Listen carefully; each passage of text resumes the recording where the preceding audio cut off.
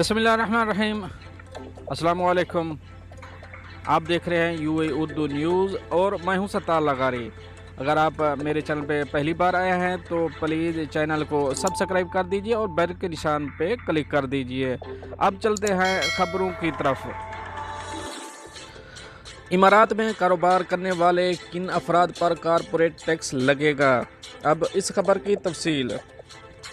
अल अमारात अल यौम के मुताबिक सेक्रेटरी ख़जाना यूनुस हाजी अल खौरी ने कहा है कि मुल्क में कारपोरेट टैक्स कानून को सादा बनाया जा रहा है। इससे छोटे कारोबारी मनसूबों, नई कंपनियों और मईशत को फ़रोग़ हासिल होगा।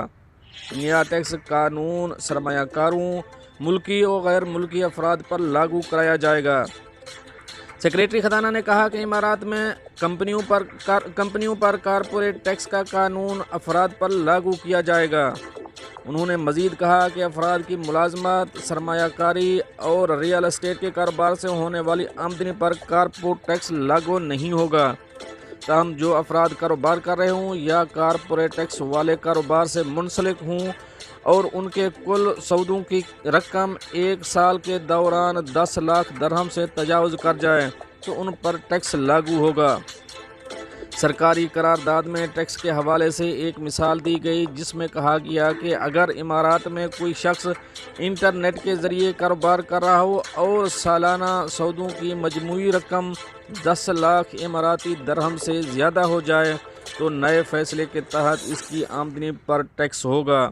बयान में कहा गया कि अगर इमारात में मुकीम किसी शख्स ने इमलाक को किराए पर उठाकर आमदनी हासिल की हो या निजी सरमायाकारी के ज़रिए कुछ कमाया हो तो ऐसी सूरत में इसकी आमदनी पर कारपोरेट टैक्स लागू नहीं होगा।